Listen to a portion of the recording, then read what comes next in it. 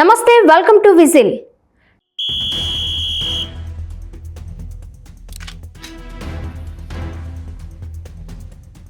తెలుగువాడి ఆత్మగౌరవానికి నిలువుటద్దం నందమూరి తారక రాముడు. జనానికి మాత్రమే తెలుసుంటే చాలదు, జనం గురించి తెలిసిన వాడే నిజమైన నాయకుడని నిరూపించిన మహామాన్వితుడు ఆయన. రాజకీయ వారసత్వం లేదు, రాజ్యాలేలిన చరిత్ర లేదు.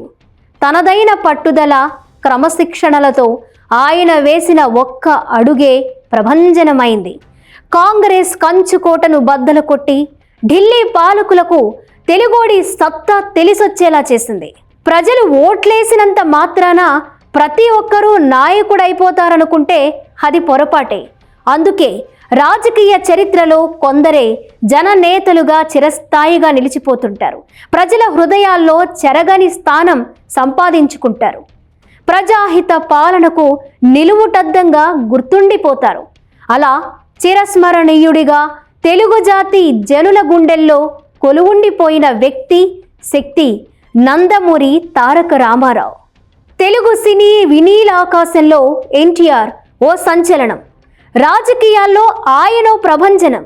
ఆయన పేరు తెలుగువాడి ఆత్మగౌరవం, ఆయన తీరు రాజకీయ విశ్వరూపం. నటుడిగా ప్రజల గుండెల్లో కొలువైన దైవరూపం, నాయకుడిగా ప్రజాహిత పాలనకు నిలువెత్తు రూపం. తెలుగు జాతి ఆత్మగౌరవం హస్తిన వీధుల్లో పరాభవానికి గురవుతుంటే ఈ మానధనుడి గుండె మండిపోయింది. ఢిల్లీ అహంకారంపై తిరుగుబావుట ఎగురువేసి తలెత్తి తెలుగోడి సత్తా చాటిన వ్యక్తి ఎన్టీఆర్. తనకున్న ప్రజాభిమానంతో రంగులేసుకునే వాళ్లకు రాజకీయాలేంటని విమర్శించిన నోళ్లకు తాళాలు వేస్తూ తనదైన శైలిలో రాజసం ప్రదర్శించారు. Right person in the right time అన్నట్లు రాష్ట్రంలో రాజకీయ శూన్యతను పసిగట్టి తెలుగుదేశం పార్టీకి శ్రీకారం చుట్టి 9 నెలల్లోనే కాంగ్రెస్ కంచుకోటలు బద్దలు కొట్టారు. నిజానికి ఎన్టీఆర్ రాజకీయాల్లోకి అడుగుపెట్టే సమయానికి తెలుగు సినీ జగత్తుకి ఆయనే సార్వభౌముడు.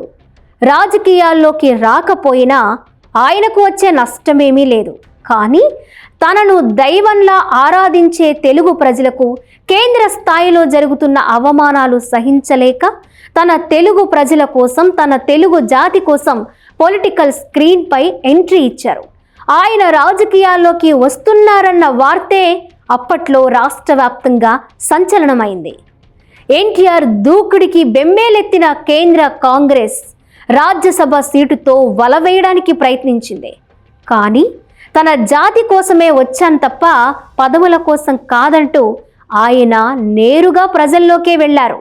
1982 మార్చి 29 హైదరాబాద్లోని న్యూ ఎమ్మెల్యే క్వార్టర్స్ తెలుగుదేశం పార్టీని స్థాపిస్తున్నట్లు ఓ చిన్న ప్రెస్ మీట్ పెట్టి ప్రకటించారు అన్నగారు. నాటి నుంచి ఎన్టీఆర్ వేసిన ప్రతి అడుగు సంచలనమైంది, పలికిన ప్రతి పలుకు ప్రభంజనమైంది. తెలుగువారి ఆత్మ గౌరవమే నినాదంగా చైతన్య రథంపై ఆయన చేసిన యాత్రకు ప్రజలు బ్రహ్మరథం పట్టారు. ఆ టైంలో పార్టీ పెట్టడమే ఓ సాహసం అనుకుంటే దశాబ్దాలుగా పాతుకుపోయిన కాంగ్రెస్ను మట్టి కరిపించి నెగ్గుకు రావడం నిజంగా విశేషమే. ఎన్టీఆర్ రాజకీయాల్లో అడుగు పెట్టగానే ఆయనకు రియల్ పాలిటిక్స్ రుచి చూపించారు కాంగ్రెస్ నేతలు. టీడీపీ ఆవిర్భావ సమయంలో ఎన్నో అడ్డంకులు కల్పించే ప్రయత్నం చేశారు.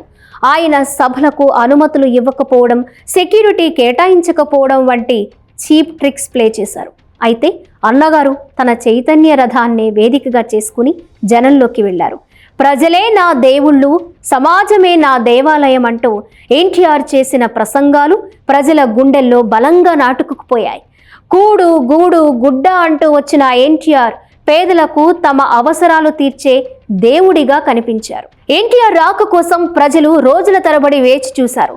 ప్రచారంలో కూడా జనం మధ్య భోజనం, జనం మధ్య స్నానపానాలు, జనం మధ్యనే నిద్ర, ఇలా రాష్ట్రమంతా పర్యటించి తొలి ఎన్నికల్లోనే అదే తెలుగుదేశం పార్టీ స్థాపించిన 9 నెలలకే సూపర్ హిట్ కొట్టి తెలుగువాడి సత్తా ఏంటో కాంగ్రెస్కు రుచి చూపించారు. ఈ రికార్డ్ ఇప్పటికీ ఎప్పటికీ అలాగే ఉంటుందనేది తెలుగుదేశం పార్టీ నేతల మాట. ముఖ్యమంత్రి అవ్వగానే ఆంధ్రులకు, మద్రాసీలకు ఉన్న పేరును చెరిపేస్తూ తెలుగు వాళ్ళ స్వాభిమానానికి అంకురార్పణ చేశారు. ఆనాటి నుంచి ఇప్పటికీ తెలుగుదేశం పార్టీ తెలుగునాట బలమైన రాజకీయ శక్తిగా అప్రతిహతంగా కొనసాగుతుందంటే దానికి అన్నగారు వేసిన పటిష్ట పునాదులు, తీసుకున్న సాహసోపేత నిర్ణయాలు, అమలు చేసిన సంక్షేమ పథకాలే మూల కారణం. అన్నగారి పాలన ఎలా ఉండబోతుందనేది ఆయన ప్రమాణ స్వీకారం నాడే ప్రజలకు అర్థమైంది. అప్పటి వరకు పనిచేసిన ముఖ్యమంత్రులంతా రాజ్యసభలోనే 4 గోడల మధ్య ప్రమాణ స్వీకారం చేసేవాళ్ళు. కానీ ఎన్టీఆర్ మాత్రం 1983 జనవరి 9 ఆంధ్రప్రదేశ్ 10వ ముఖ్యమంత్రిగా, తొలి కాంగ్రెసేతర ముఖ్యమంత్రిగా తనను ఆదరించిన ప్రజల సమక్షంలోనే ప్రమాణ స్వీకారం చేసి కొత్త సాంప్రదాయానికి శ్రీకారం చుట్టారు. దేశ రాజకీయాల్లోనే అనితర సాధ్యమైన విజయం. పార్టీలో కానీ రాష్ట్రంలో కానీ తనను ప్రశ్నించేవారే లేరు. ముఖ్యమంత్రిగా తానేం చేసినా, ఏ నిర్ణయం తీసుకున్నా కూడా చెల్లుతుంది. ఇలాంటి స్థానంలో మరో వ్యక్తి ఉండుంటే ఎలా ఉండేవారో తెలియదు, కానీ అన్నగారు మాత్రం ప్రజాస్వామ్య విలువలకి పెద్దపీట వేశారు. పరిపాలనలో పారదర్శకత, నీతి నిజాయితీలకు మారుపేరుగా నిలిచారు. ప్రజా సంక్షేమమే ధ్యేయంగా ముందుకెళ్లారు. పార్టీలో భజన పరుల్ని పాలనలో ఆమడ దూరంలో పెట్టారు.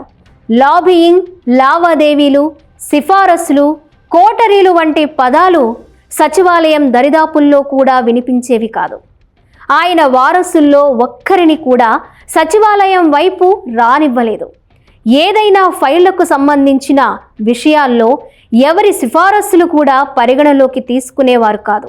ఎన్టీఆర్ ముఖ్యమంత్రిగా ఉన్న టైంలోనే ఆయన కుమారుడు జయకృష్ణ స్కూటర్ పోయింది. దీంతో జయకృష్ణే స్వయంగా పోలీస్ స్టేషన్కి వెళ్ళి కంప్లైంట్ ఇచ్చారు. ఫిర్యాదులో తన తండ్రి పేరు రాసే వరకు ఆయన ముఖ్యమంత్రి కొడుకని పోలీస్ స్టేషన్లో ఎవరికీ తెలియదంట. అది అన్నగారి స్టైల్.